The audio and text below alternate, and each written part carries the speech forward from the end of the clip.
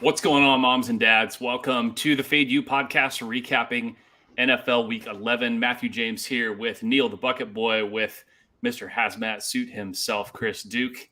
Boys, Monday Night Football kicks off in about 30 minutes from Mexico City. Chris, have you ever been to Mexico before? Órale, vato. Claro que sí. Pero Mexico City, no. Other cities in Mexico, yes. Like Mazatlan and Puerto Vallarta, but I have yet to go to the capital. But it should be a good one. Colt McCoy, cock, huh, Matt? Niners against a backup QB favored by double digits. What could possibly go wrong, right? It'll all be fine. Funny story today. I'm driving up from to Sacramento from Orange County today, stop and get gas. There's a guy with a Niners hat on getting gas. I said, "Hey, like you watching the game tonight?" He's like, "Yeah, pretty excited." I said, "Well, who you got?" He's like, "Well, of course, Niners. They just got so many weapons." Simple as that, baby. Lay it. Simple. Yep. Lay the points, whatever. Lay it. Parlay them, tease them. So many weapons. So It's free money. I guess we'll see what happens. Now, let's talk about what happened yesterday in Week 11.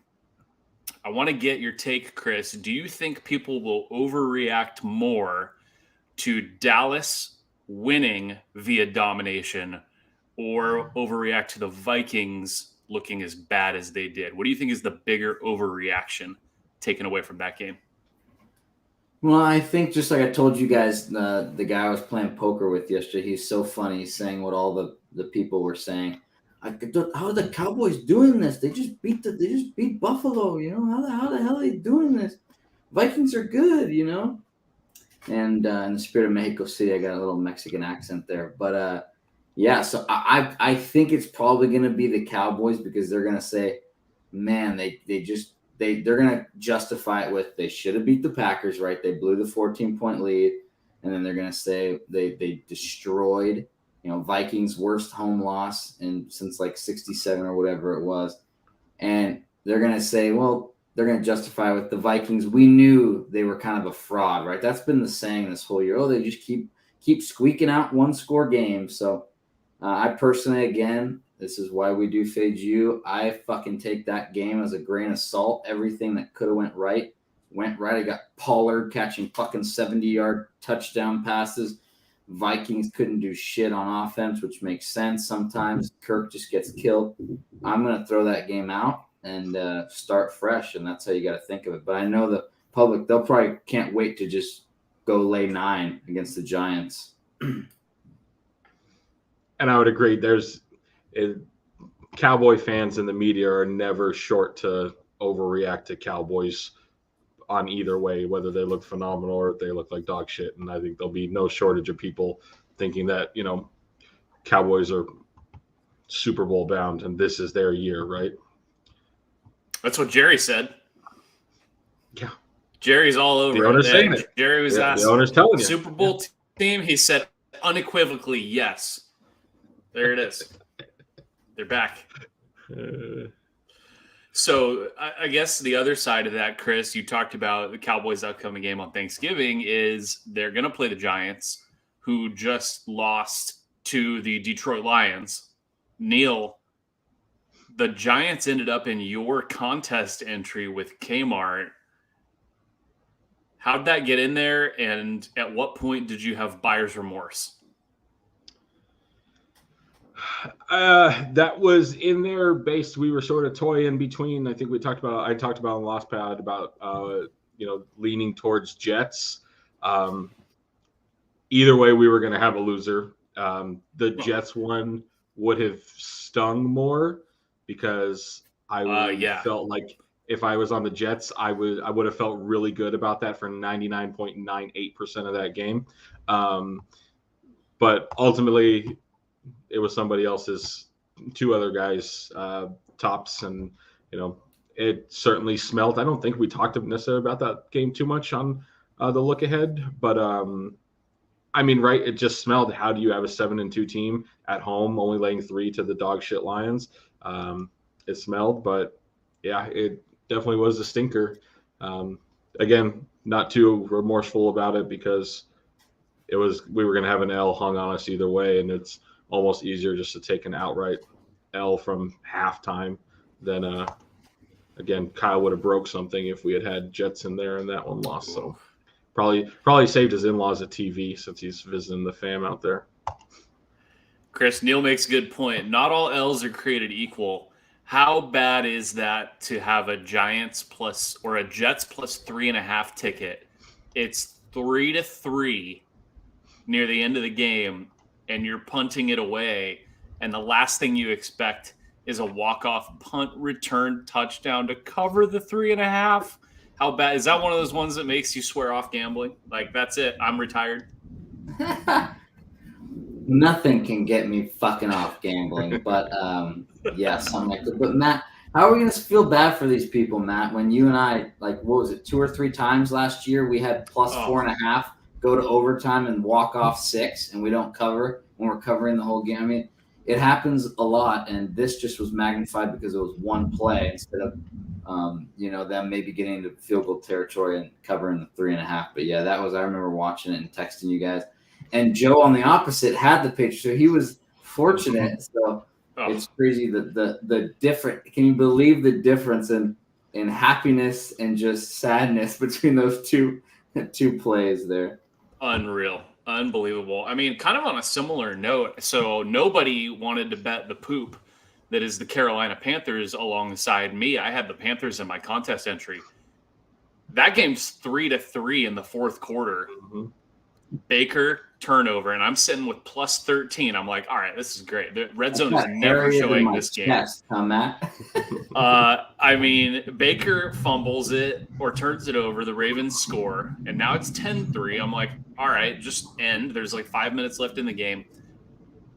The motherfucker keeps getting the ball back near his end zone. He throws a pick once. He turns it over on down once. The Ravens have it in Panthers territory, I think, 3 different times. And a field goal, I mean, because it was 10. No, it ended 13.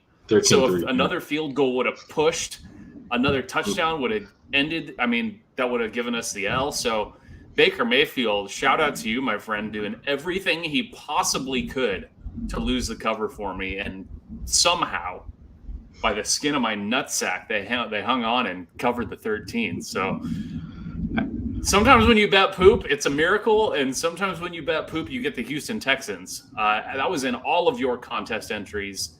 Is that one where people just maybe got a little too cute in trying to find a good flat spot for Washington? I mean, do we learn a lesson there that you can't touch the Texans when it's only a spread of 3? Yeah, I don't know. I know my partner and I both were looking at Lions was one of my 6 or 7 picks I sent him and I told him, I was like, okay, both of these are plus 3. They made them plus 3. And that's why these contests are so fucking hard. You knew one was going to cover and one was going to lay a dud, and the Lions showed up and the Texans lay the dead. And of course we put the Texans in, and I just want to thank the Texans for kind of giving me the Lions for giving me a little hope. My over 6.5 dog poop team total is actually kind of alive. They have to go 3-4 and it hits. So, and Ravens over 9.5 looking good, and Bucks under 11.5. So hopefully the dads followed us early in the season with our win totals, because they're alive. Matt, you already banged yours. It's gorgeous. I just banged my Rams under. So thank you, Ram. I'm going to get a Charmin soft blanket with those winnings and celebrate with that. But, okay, so Texans plus 3 obviously crapped out. How about, can I interest you in Texans plus – I mean, I don't know how high this one's going to go. It's going to easily be double digits in Miami. Houston plus 3, no, but can I interest you in Houston as a double-digit road dog in Week 12?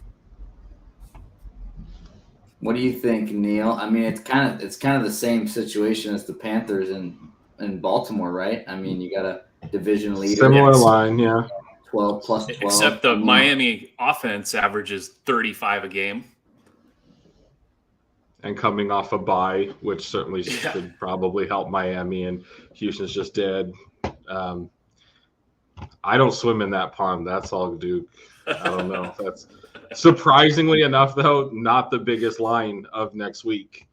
Oh my Speaking God. of your Charmin Rams, who would have ever thought that the Rams would be catching 2 touchdowns at Arrowhead? That's a crazy That one but is going to be at least 14. I think it's 14 and a half. So 14 and a half as we speak. Oh my fuck. What do you think, Chris? Can I interest you in poop in week 12? I saw that. I just don't. I mean, is Stafford going to be out, or is it officially third? I think. I mean, they're still deciding, and we're recording this on Monday, so they're still deciding whether or not he needs to be back in the protocol. I mean, honestly, for the Rams, what's the point? Yeah. Here with a few games left, your season's dead. His arm's fallen off. He's been concussed multiple times. Man. I don't see a point. I'd be shocked. I'd be shocked if he hobbles himself back out there. That whole team's just in a really weird predicament right now. But yeah, I don't think I'm touching any. I don't want any piece of 14 with the Rams. Another result that stands out from yesterday to me, and this is interesting because everybody near the top of the Super Contest leaderboard was on this, and I guess it's one that I overlooked, was the Colts put a big scare into Philly. So all of a sudden, Philly can't cover a spread, and they're going to be laying a touchdown again on Sunday Night Football to the Packers, who everyone now again thinks is dead after really no showing against Tennessee. So what do we think, Dads? Are we seeing chinks in Philly's armor? Are they not able to cover a sizable spread as a favorite anymore? Or is that an overreaction? So we were on Colts in the contest, took them plus the 7. From Philly's perspective, I think that this is probably in their realm of a bounce back spot against the Packers. And our handicap really for the Colts was you really just didn't know. And I think we saw it against the Raiders. We really just didn't know what you were going to get out of it, Saturday in the Colts. So that was kind of what our handicap was. And it feels like it was a little confusing for Philadelphia. I think they probably look at, in prime time having themselves a get right game. And the line is suggesting that, being able to come home. So it's tough to lay a full touchdown, but if I was going to lean one way, I'm not sure this makes our contest, but I could see this as a big bounce back for Philadelphia. What do you think, Chris? How do you assess the Philly now? Yeah, I mean, it's definitely a concern, like you said, Matt. Are they the team that's just going to squeak by? I mean, we see it with the Chiefs too. The Chiefs laying these 6, 7, and they keep winning by a field goal. The Chargers have covered both games. They played them. I talked about it the week. That was my play on the pod last week. I said, why is this line? Shouldn't it be closer to 2 or 3?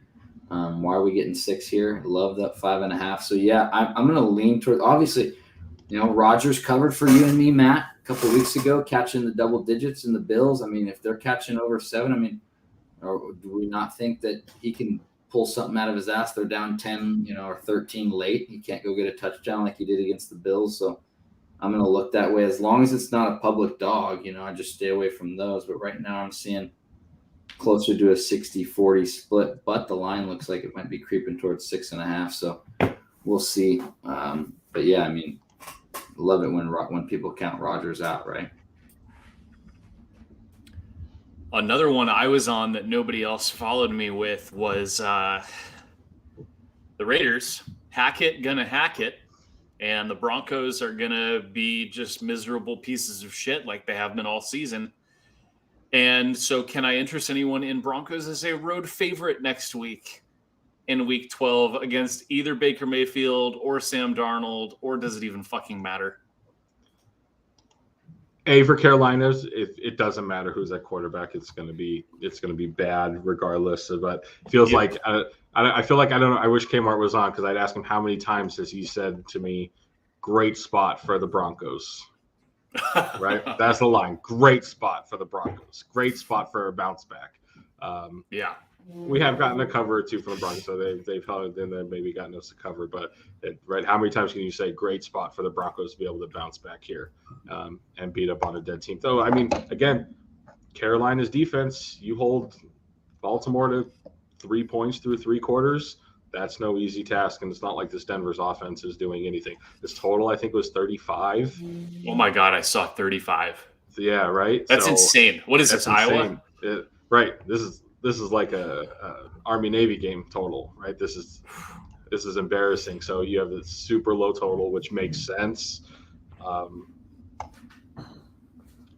I just don't know. I don't want any part of either of these teams. I don't think. I think that unfortunately that's about half the league is that you don't want a part of that team. Like you don't. Yeah. I mean, how many times do you have to tell people you don't lay points with these teams? I mean, it was a smelly road, division road favorite. I mean, division road dog. Matt, you capitalized on it. Like you said, none of us were on it. I really thought about Raiders. I just still can't believe that. We talked about it on the pod on the last week. How is Cowboys not a spot? And I'm the only one out of all of us that put the easiest win rocking chair. Shame. Fucking Vikings off that win and Cowboys off that loss. And I couldn't believe none of you guys put it in there with me. Yep. What else? Yeah, big time. Other takeaways from yesterday.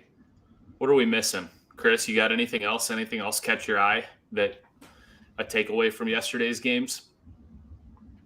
Fuck Pittsburgh and fucking Cincy for scoring so damn much. Whatever happened to a good old NFC North fucking 10-3 game? Damn. Yesterday. No, yeah, that was a good battle, but I'm interested in seeing how Cincy moves forward after that. I know we had some interest last week in Cincy going to Tennessee after the big primetime Thursday night win. That line's going to be, I'm sure we're going to get plenty of double-sided action on that. Cincy right now. After they kind of didn't look that good they looked like they let Kenny Pickett do whatever he wanted and score 30 points. So we'll see. Yeah, that'll be a really interesting game. What is that? Tennessee -1.5 right now, just with the home field. I'm showing Tennessee +1.5. Oh, so the Bengals are favored. Wow. Very interesting. Both teams looking good. I mean, Cincy's big injury is at cornerback, and I don't know that the Titans are going to really threaten them on the outside too much. So that'll definitely be one we talk about in our preview here in a couple days. Neil, anything else from you that stood out box score wise, public overreaction wise from yesterday? Nothing too much. I think the only other game, right, that I saw that kind of came down was that Browns-Bills game, right? I think, Matt, you had this. You had Browns.